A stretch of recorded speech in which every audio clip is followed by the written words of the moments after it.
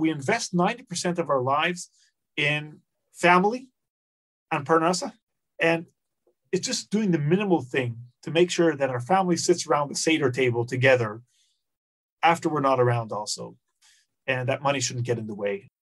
I'm Scott Kahn, and this is The Orthodox Conundrum.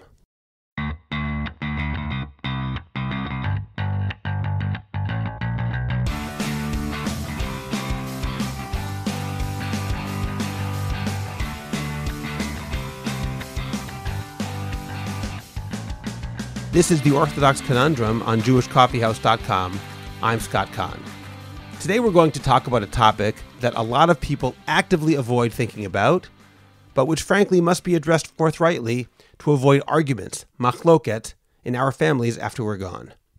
I'm speaking about the allocation of property after we've passed away.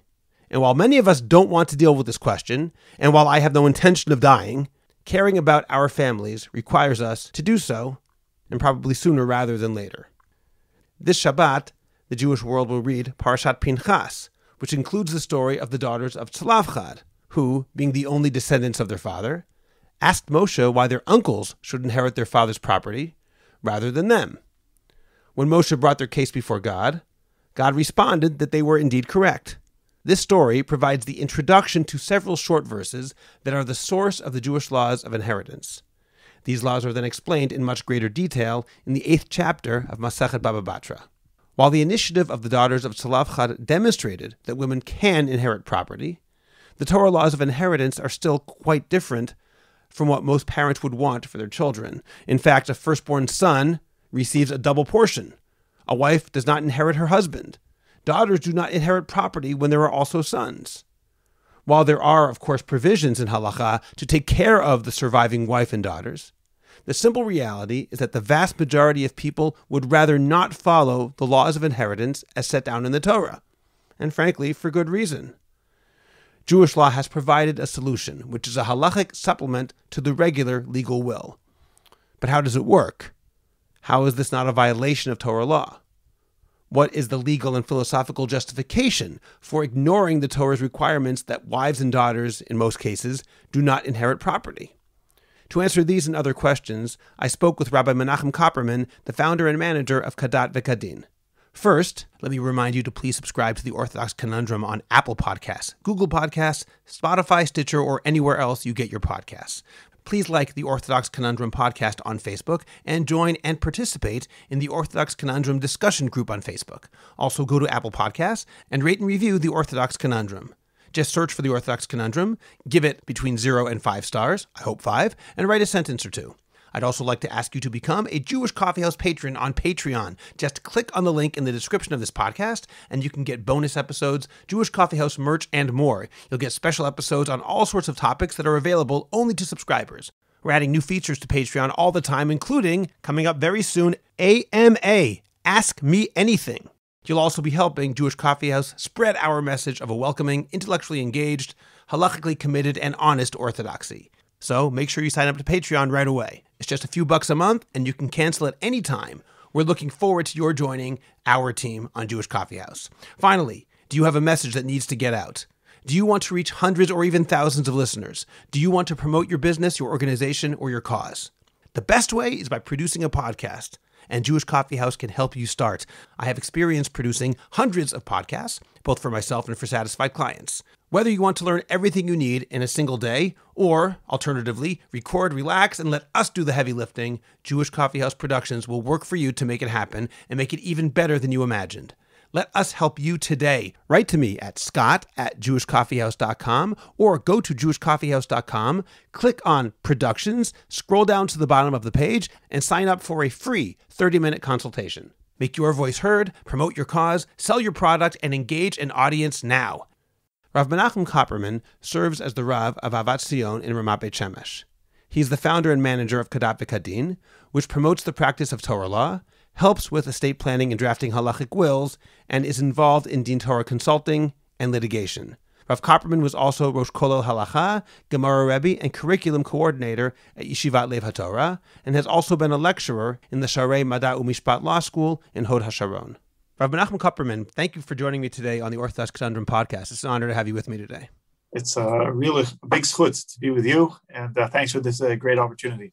You're involved in preparing halachic wills, and full disclosure, my wife and I worked with you on our own halachic will last year, and I want to make sure that this discussion is as organized as possible so that our listeners will understand why this topic should matter to them. So I'm going to open with a very basic background question.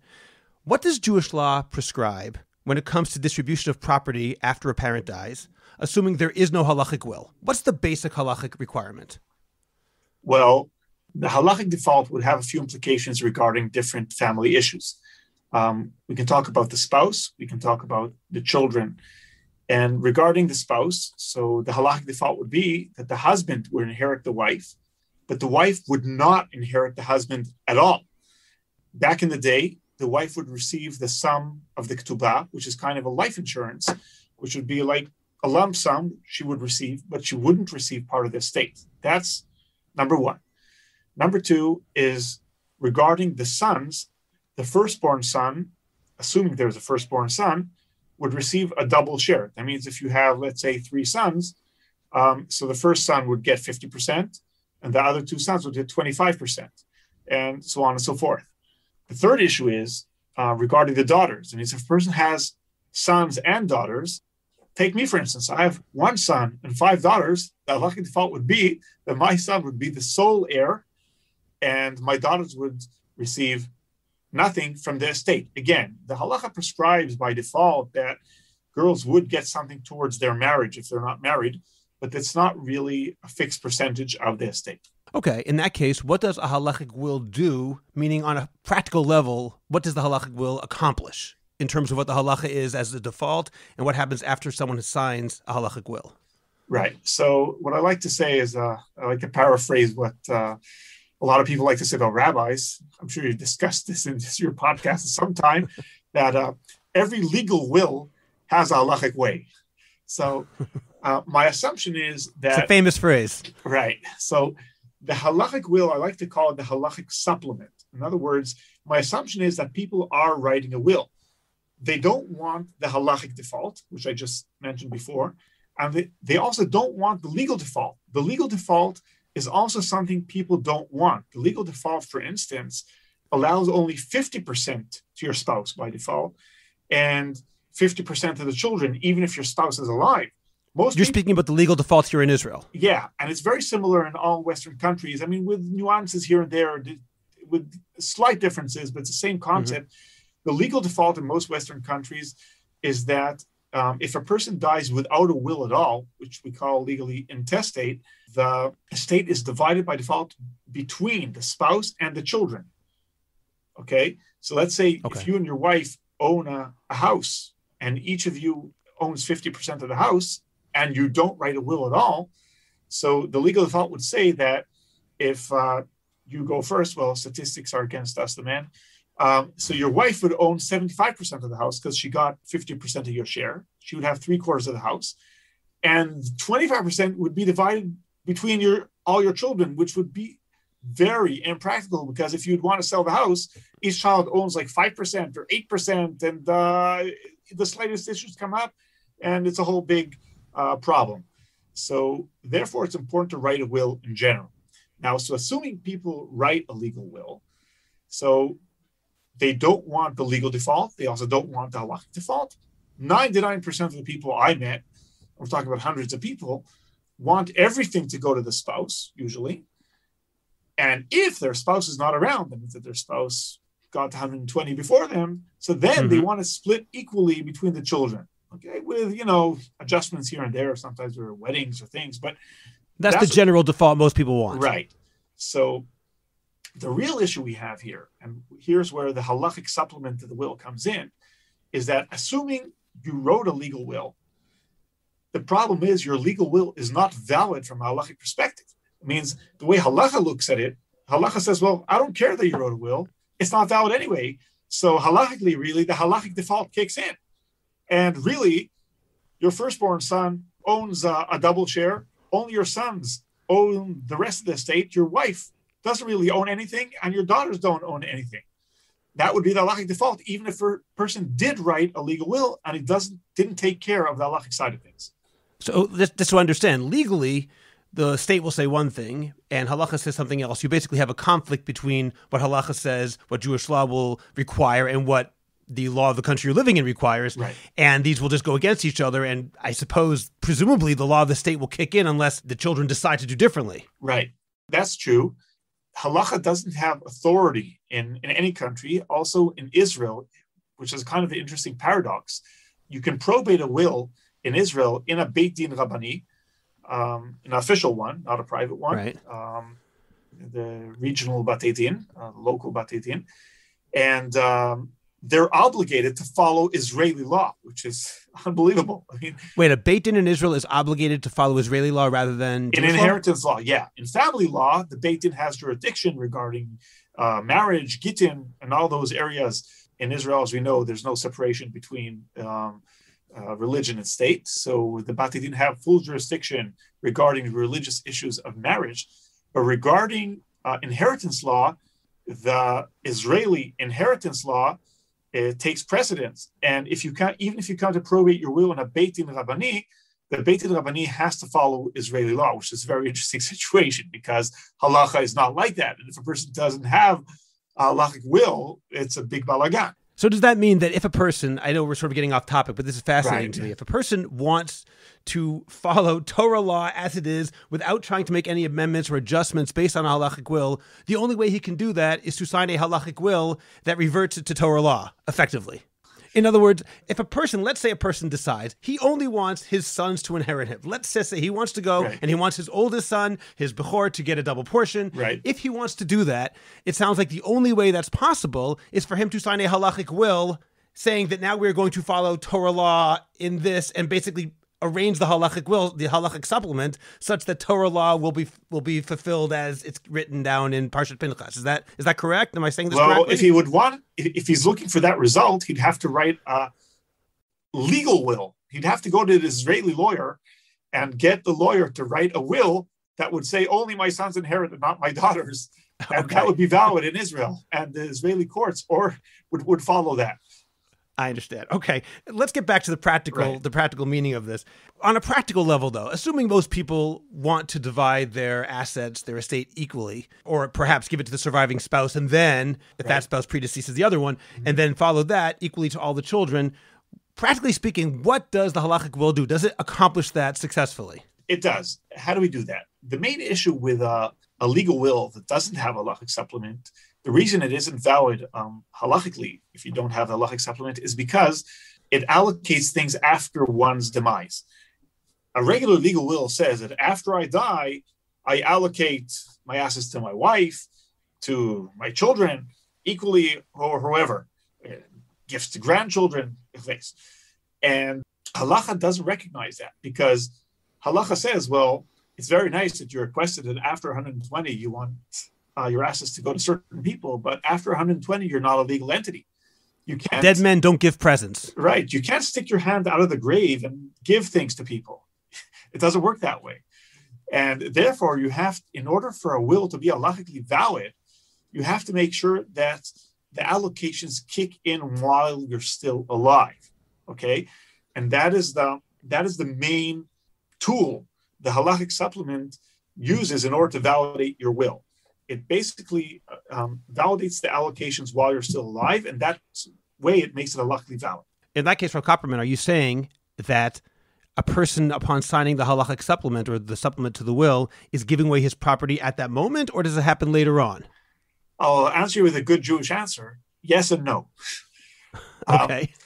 You're creating a system that kicks in right now, which will practically be implementable only after you go. How do we do that? You basically say, I'm giving a gift to the people written in my will, okay, let's say equally to my children, to my sons and daughters, or to my spouse, whichever way you phrase it.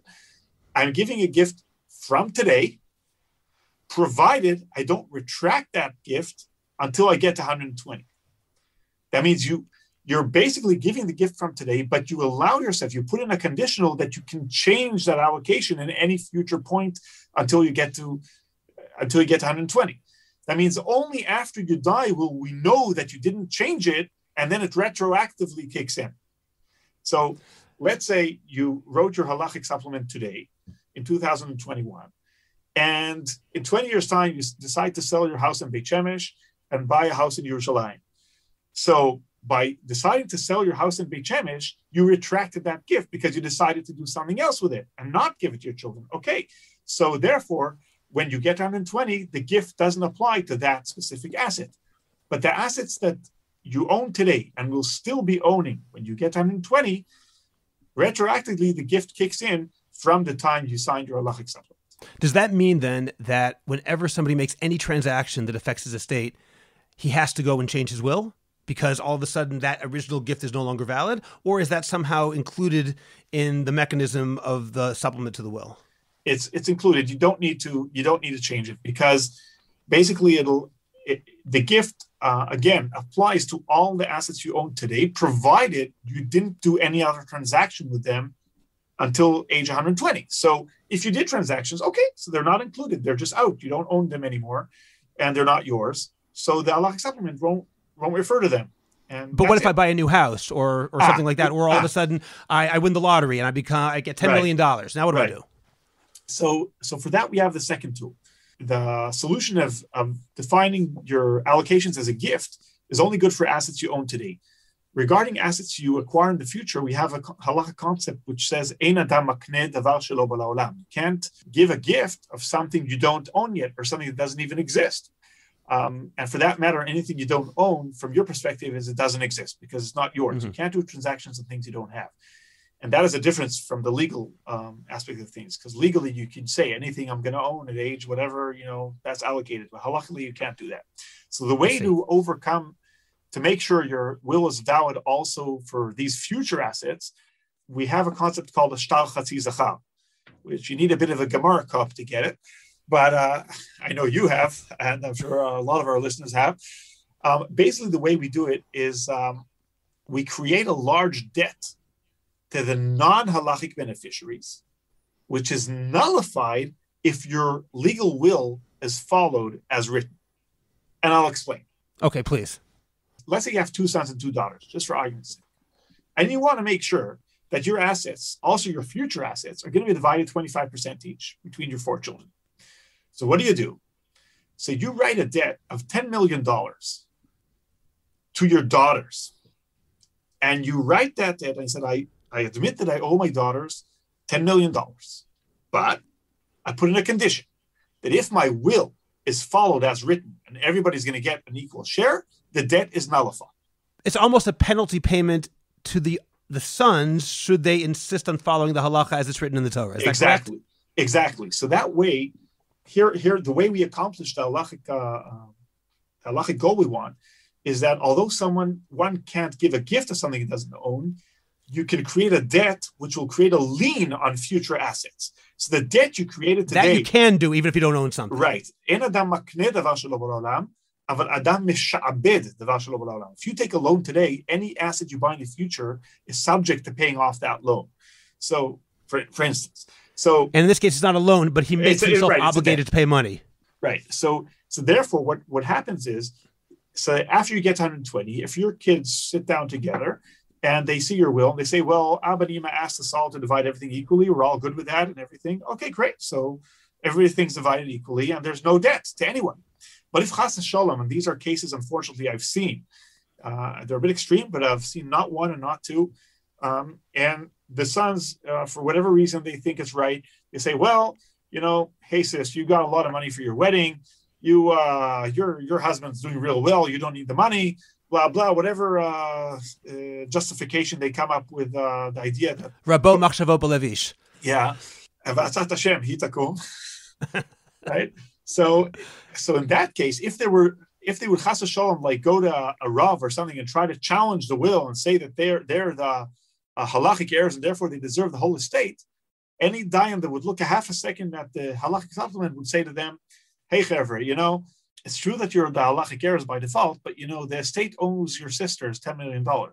First pay your sisters $10 million, and then you can take all the rest, which would leave them with absolutely nothing, unless you made an exit of $100 million. But then, in that case, you want to write a debt of $100 million. I mean, the debt to your non-halachic heirs, or beneficiaries, should be around the sum of your estate.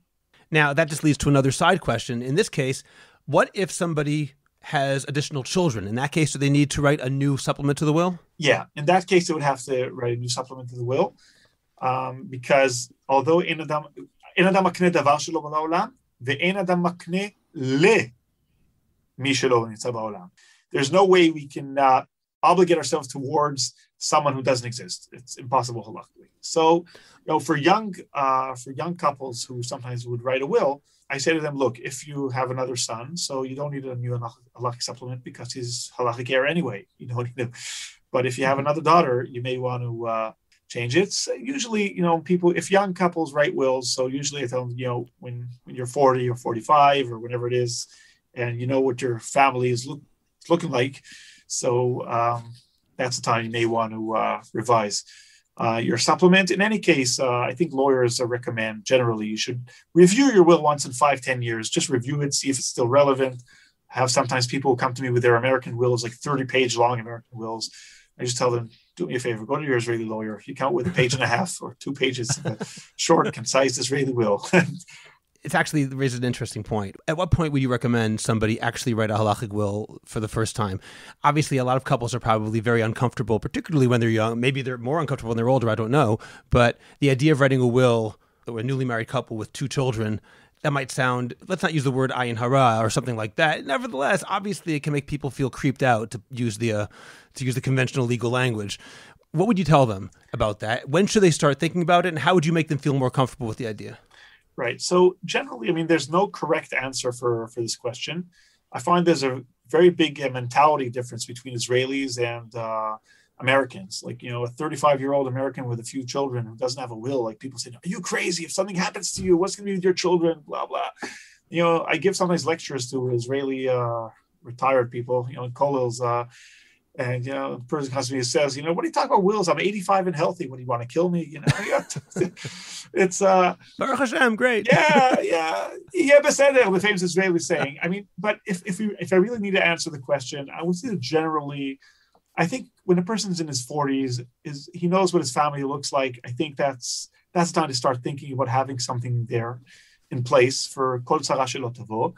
I would recommend for younger couples, if there's an issue regarding what would to be done with the children, if chas v'shalom something happened to the parents. Let's say there's young couples who make aliyah, and let's say the husband's parents are living in Israel and the wife's parents are living in Chutz La'aretz. And if chas v'shalom something were to happen to them, there could be chas v'shalom machlokes, like what to do with the children, to send them back or to keep them here, or what type of chinuch, or sometimes, there's chozrim b'tshuva, or there's a bit of differences. There could be things that could be ambiguous regarding what the parents would have wanted for their children. So if there's something that's straight out there, could be a red light. So I would say, you may want to write something. It doesn't have to be even an official will, but please write something that people know this chas v'shalom something were to happen. This is what you want. Because when people don't write what they do want, people start guessing what they would have wanted. Right. And that's not good. That's the root of machloket, I'm sure, very often. That's the last thing you want. Have you found ever that having a supplement to the will has caused machloket, has caused argument among family members, or do you find that it generally is a way of avoiding them? Presumably, it would be something which some would want, specifically the daughters, but obviously, as you mentioned, sometimes it can cause problems if the sons say, hey, look, first of all, the Torah said that I'm entitled to this, and second of all, you made a lot of money, your husband's doing great, your in-laws are very, very wealthy, mine are not, so why should you get a portion that I don't get? So does it often cause fights, or does it usually avoid them? What's your experience? From my experience, I've never encountered even one case where a halachic supplement actually caused machlokes. Usually the parents who write the will, they create the supplement at the time, and at the end of the day, the halachic supplement is actually validating the will itself. So if the will makes sense, so the supplement just validates what's written in the will. So sometimes what will happen is sometimes people send me their legal will and they say, okay, I want a supplement, a halachic supplement for this will. And I look at the will and I see from my experience that there are some allocations there which may cause tension in the family, regardless of halacha. Sometimes let's say they'll give a very small amount to one child and then a very large amount to a different child. And I'll say to them, you may want to revisit this because your children may not understand what's the logic behind this, and it may cause machlok in the family. So you may want to revisit that, or at least if there's a very good reason for doing that, explain it in the will, why you're doing it, so that your family in the will understands itself. You say, well, this is a special needs child who will need support all his life, and therefore I'm setting up a trust or giving a large amount of money to support him till later age, versus my other children who are married and well-to-do, need less, are less financial needs. So those are situations which I usually advise people to revisit their will, but it's nothing to do with halakhic settlement. The halakhic settlement at the end is a technical document that just makes sure that your legal will is valid. And since the Torah default, nobody writes a will with the Torah default. So therefore, the supplement is not changing anything really. You just said something which I really want to ask you about, and it's sort of a hashkafic question. You said that nobody writes their will to be in accordance with the Torah default. And I want to ask you about why that is. I understand emotionally why that is, but I want to know how you can explain it, why we shouldn't go according to the Torah default on a philosophical level. Let me give it an example. When the law of Shemitah, which says that at the end of the seventh year, debts are eliminated, came up against the also Torah law that you must lend to people. People weren't loaning money because they knew they would lose the money. Chazal instituted the concept of pruzbul, which allows both halachot to exist through a loophole. Or similarly, or not quite similarly, in a parallel situation, the idea of rebate, interest, is prohibited by the Torah. But on the other hand, that was presumably much more reasonable in an agrarian economy when everyone's a farmer. When you have a modern economy, it can't work. Chazal instituted the idea of a heteriska, which doesn't quite allow rebate, but it allows modern people to have some sort of payment for money without violating the halacha. What's the excuse, so to speak, for us to go against what the Torah recommends as its presumed ideal? I know the Torah does allow a will to happen. This is not violating halacha. The question is hashkafically, on a philosophical level, why do we want to do that? Why not say, well, I might not understand it, but the Torah told me that's how it should be. That must be the best way to do it. That's a great question. And there are a few answers along generation trying to be given to this question. It's very interesting. In Rav Herzog's Sefer Tchukah Yisrael al Pi Torah, which is basically a draft of his suggestion for a Jewish constitution for the new Jewish state, which he put forward in the 50s, he quotes the famous author Shai Agnon, telling the story about this Admor in the 19th century or 18th century, who wrote a will which was exactly the Torah default. And the result was, Vela'azalav kol hamedina. He was the joke of the whole county, because it was so rare that someone would do something like that. It was so unheard of that Rebbe was practically looked weird because of what he had done. So this is a custom already for hundreds of years to write wills that don't follow the Torah default. But to answer your question, I would say that the reason, the excuse, as you say, I connect to the most really connects to the context of the laws of inheritance of the Torah. We're now recording this before Parashat Balak, but next week we're going to read Parashat Pinchas. And the context of the laws of inheritance, Torah laws of inheritance, is in dividing the land between the different tribes. And Bnot Tzlofchad, the daughters of Tzlofchad, who had no sons, they come to Moshe Rabbeinu and they say, we want to inherit too. And what is their excuse? What is their argument in demanding inheritance? They say, Lama yigara shem avinu mitoch mishpachto. Why will our father's name be eliminated from our tribe?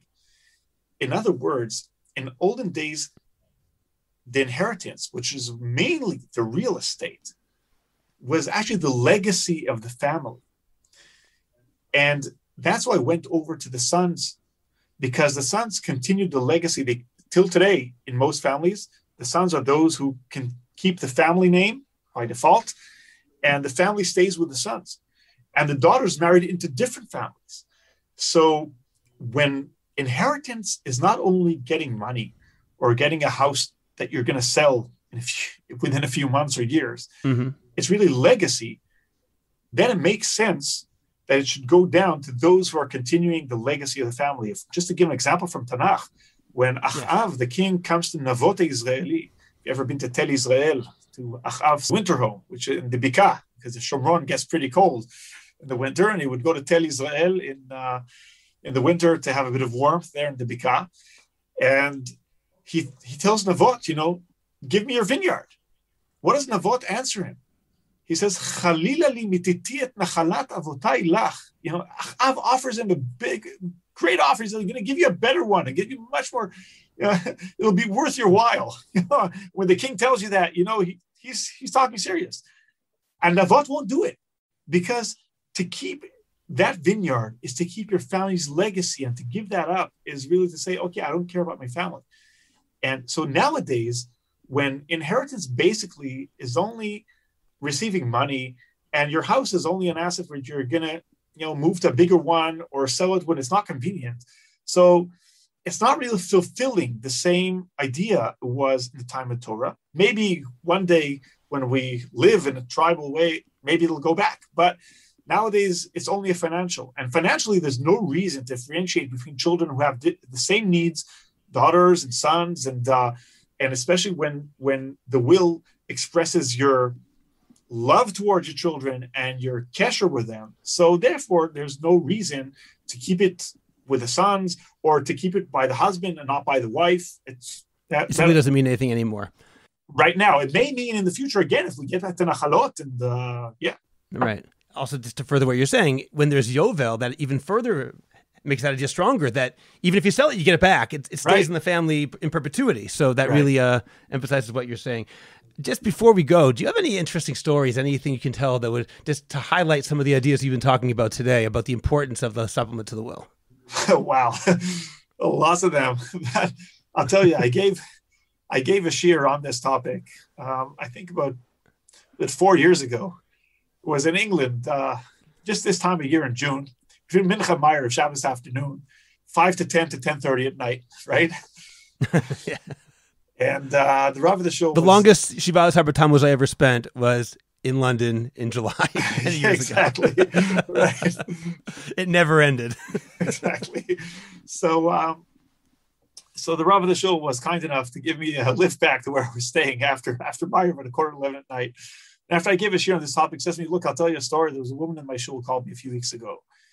And she told me that her brother called her.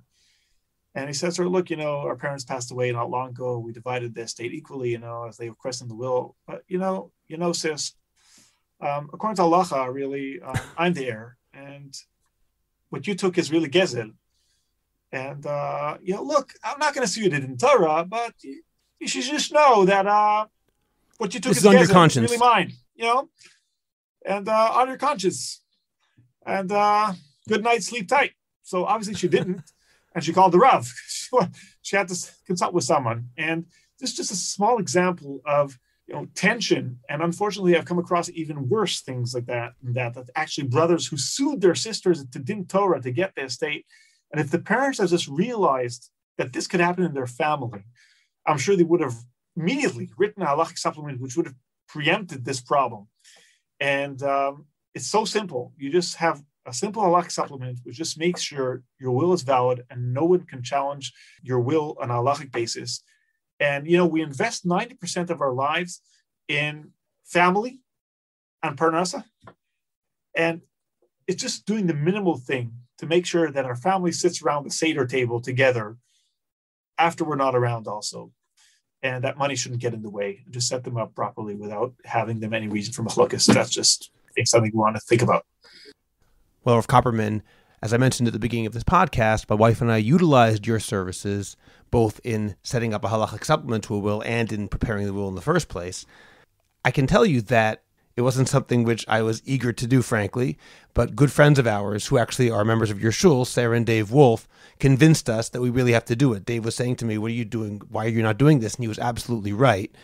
And having done so, I can attest that working with it and doing it was painless as can be.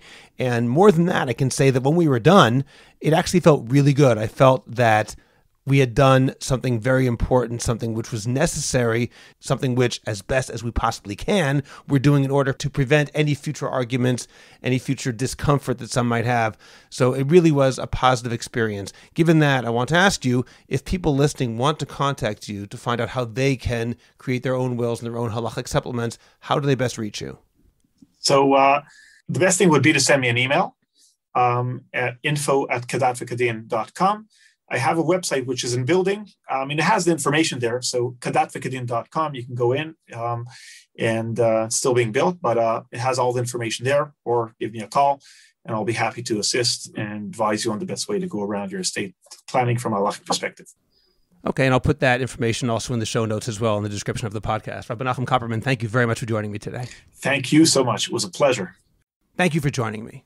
Remember to go to jewishcoffeehouse.com for lots of great podcasts, including Intimate Judaism, The Maimonides Minute, Chochmat Nashim, The Francisca Show, Let My People Eat, and more. You can also find my blog, The Scott Conversation, there. Please also share this podcast so we can get the word out about the Orthodox Conundrum to an even bigger audience. And please consider becoming a Jewish Coffee House patron by going to our Patreon page. The link is in the description of this podcast. You can get extra episodes, articles, merch, and more, while also supporting our work. So please check it out today. I'm Scott Kahn, and this has been The Orthodox Conundrum on jewishcoffeehouse.com.